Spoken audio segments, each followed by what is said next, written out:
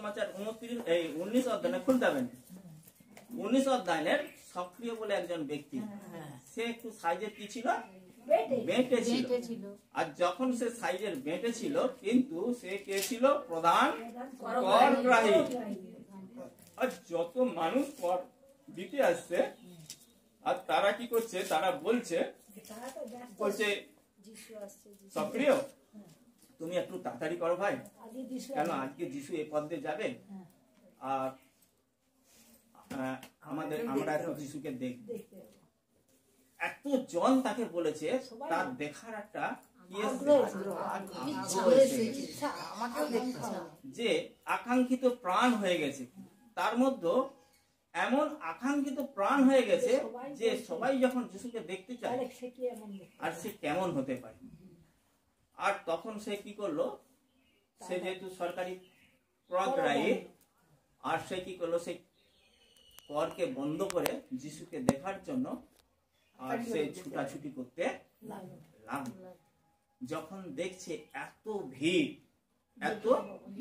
প্রযুক্ত, আর সে কিন্তু তার দিকে দেখতে পায়নি। কেন? সে খড়কাই ছিল। খড়কাই কথাটির অর্থ কি? বেঁটে।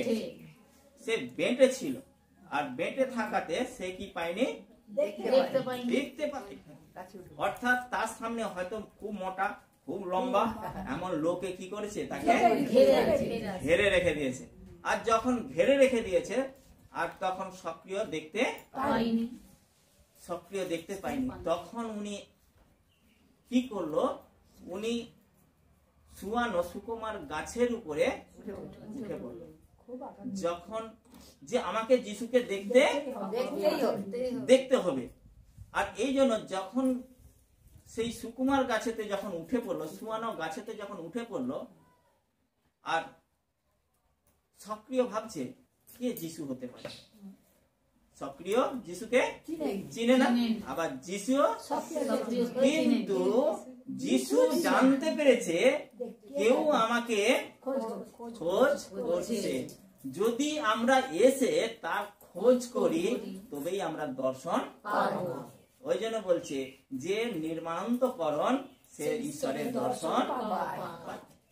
অর্থাৎ যে খোঁজ করবে, আমরা এসে যদি এখানে প্রভুকে খোঁজ করি, প্রভু আমি তোমার কাছে এসেছি, তোমার অনুগ্রহে তুমি আমাকে ভরে দাও, তোমার অনুগ্রহে আমাকে ভরে দাও, তোমার আশীর্বাদে আমাকে ভরে দাও। আমার কি প্রয়োজন আছে তুমি তো জানো, তুমি তো মনের অনুসন্ধানকারী, আমি কি কারণে তোমার কাছে এসেছি তুমি জানো। আর ওই লুকের পথটা খুলেছো দিদি? ওরই আগের বলো তো, ওই 19-এর আগের এ পাশে 18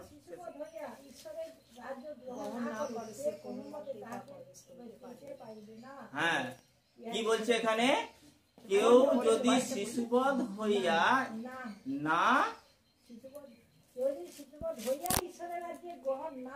করে, অর্থাৎ কেউ যদি শিশুবধ হইয়া ঈশ্বরের রাজ্যে গ্রহণ না করে, তাহলে কোনো মতে প্রবেশ করিতে। তাহলে আমাদের মনকে কেমন হতে হবে? নরম হতে হবে, পবিত্র হতে হবে, খাঁটি হতে হবে, তাই না? যখন আমরা শিশুদের মতন মন করে আসবো, এরকম খোঁজ করব, তাই না, তখন কিন্তু আমরা ঈশ্বরের আশীর্বাদকে দেখতে পাবো। আর যখন সক্রিয় যখন খড়কায় থাকাতে যখন সুয়ানা গাছে উঠে পড়লো, আর যিশু যখন ওই ভিড়েতে আসতেছে, তখন গাছের গোড়াতে যখনই চলে এসেছে, আর তখনই সেই সক্রিয় দিকে চোখ চলে গেছে। আর সক্রিয়কে যিশু দেখে বলছে, সক্রিয় তুমি নেমে এসো, শীঘ্রই নেমে এসো, আজকে তোমার বাড়িতেই আমি রাত্রি যাপন করব। আজকে সক্রিয় কি করলো, সে যিশুকে চিনতে পারলো, এটাই যিশু। দেখো তার মন ছিল বলে, আকাঙ্ক্ষিত প্রাণ ছিল বলে আজকে যিশু তাকে দর্শন দিচ্ছে। যদি আমাদের সেই যিশুকে দেখার ভক্তি থাকে, আমরা যদি আকাঙ্ক্ষিত প্রাণ নিয়ে থাকি, তবে যিশু আমাদেরকে দর্শন। আজকে পৌলকেও কি দিয়েছিল? পৌল কি করছিল? অত্যাচার করছিল খ্রিস্ট বিশ্বাসীদেরকে, যিশু তাকে দর্শন দিয়েছিল। এত যিশুর মধ্যে ছিল তা সে অন্ধ হয়ে গিয়েছিল, সে অন্ধ হয়ে গিয়েছিল। আর অন্ধ হয়ে যাওয়ার পরে তবে সে ঈশ্বরের মহিমাকে দেখতে, কেন তার মধ্যে শক্তি ছিল, তার মধ্যে বল ছিল, তার মধ্যে জ্ঞান ছিল। যিশু সেই জ্ঞান, বল, শক্তিকে যখন সে দুর্বল করলো, তখন যিশু তাকে সবল করলো। তবেই এত কঠিন কঠিন পরিস্থিতিতেও যখন সে বারবার প্রার্থনা করছিল, সে যিশু তখন তাকে বলছে, আমার অনুগ্রহই তোমার পক্ষে যথেষ্ট। আর এই সক্রিয় কেউ যখন বলল যে তুমি নেমে এসো শীঘ্রই, আমি তোমার বাড়িতে আজকে রাত্রিতে যাপন করব, তখন অনেক পাশাপাশি লোকেরা বলছে, অনেক ধার্মিক ব্যক্তিরা বলছে, আরে করগ্রাহীর বাড়িতে তো পাপী লোক, আরে যিশু এই পাপীর বাড়িতে রাত্রি যাপন করবে, কি করবে? রাত্রিতে থাকবে। আমরা এত ধার্মিক, হয়তো আমাদের গোলাতে কাঠি আছে, হয়তো আমাদের বিভিন্ন রকমের কালারের পোশাক আছে, তবুও আমাদের বাড়িতে না থাকে, করগ্রাহীর বাড়িতে থাকবে।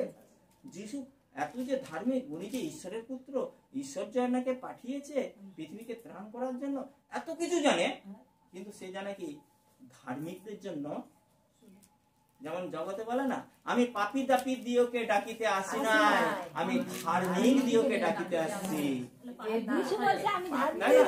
কিন্তু যিশু ঘুরে উল্টিয়ে কি বলছে, আমি ধার্মিক দিওকে নয়, আমি পাপী দাপী দিওকে ডাকিতে আসিয়াছি।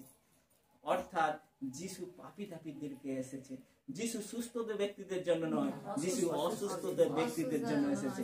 আর সেই জন্য যখন আমরা যে কারণেই আসি না কেন, যিশু জানে, আর সেখান থেকে যিশুর নামেতেই কি আছে? সমস্ত ক্ষমতা আছে। যিশুর নামেতে যখন পিতর এবং যোহন যিশুর নামকে তার কর্নেতে তুলে দিল, কানেতে তুলে দিল, আর তার পায়ের গুলফস সবল হয়ে গেল, সে দৌড়াতে থাকলো।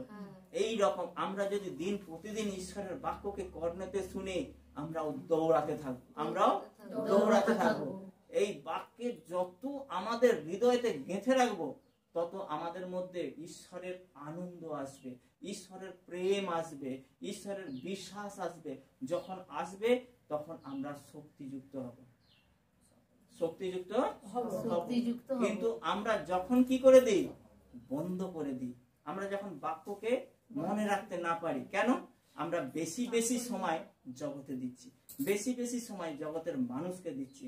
এই জন্য আমাদের কাছে কি বেশি হয়ে যাচ্ছে?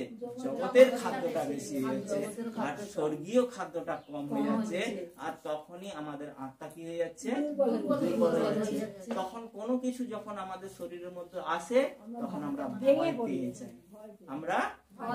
ভয় পেয়ে যাই। আর যখন সেই সক্রিয় বাড়িতে গেল,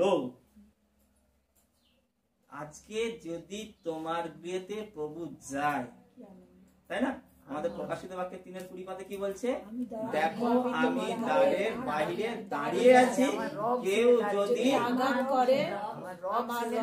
আঘাত করিতেছি, কেউ যদি আমার রব শুনে আমি তার ঘরে প্রবেশ করব, আর আমি তার সঙ্গে ভোজন পান করব।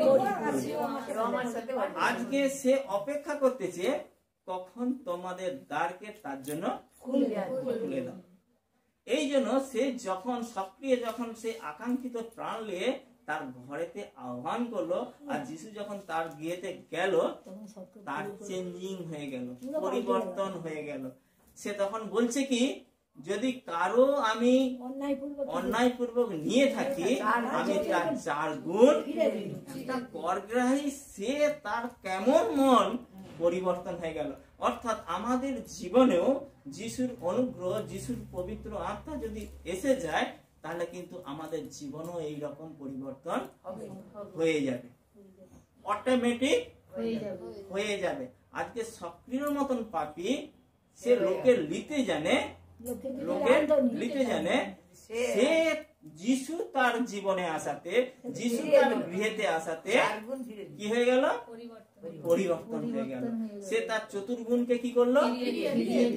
এবং কারো যদি জোরপূর্বক আদায় করে থাকে, তার অর্ধেকও কি করবে? সে দিয়ে দিবে বলছে। এই জন্যই ওই 19-10 পদে কি বলছে?